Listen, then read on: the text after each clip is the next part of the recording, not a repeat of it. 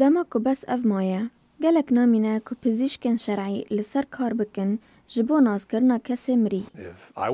کو از وندابو ما یان کو کسی که نزیکی من وندابو دور به تایبتی دکیشه کشبرانده لجهه کی دور از خوازم باور بکم که حکومت هر تشتی دکاره بکه دکه جبو ناز کرنا وی کسی و آگادار کرنا من. دکتر بروس اندرسن مروف ناسه کی شرعیه. تشتک جکاره ویه ناز کرنا کسی مری.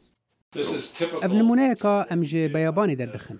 جبر کو برهفکار لسر برمایان کار دکن او جار نبه پارن بچوک را دیمینن گراز ناسنامهین مری دیار بکن.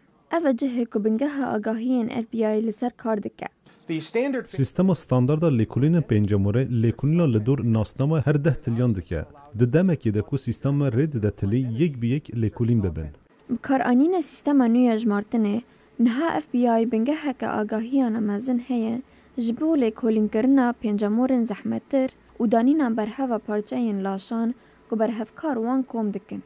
اف آلیکاریه جدا کرنا دوسایان دکه و اف آلیکاریه کسین وک جیمز داونی دکه. یک برای وی ده سال 1983 وندا بو.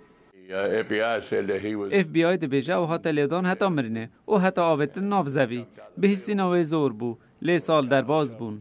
لور لبیابان سونورانا مکسیک ولایت کالیفرنیا و اریزونا کچبرن که به آواکی نقانونی سینور در باز دکن نه هر دم ساغ دکهن.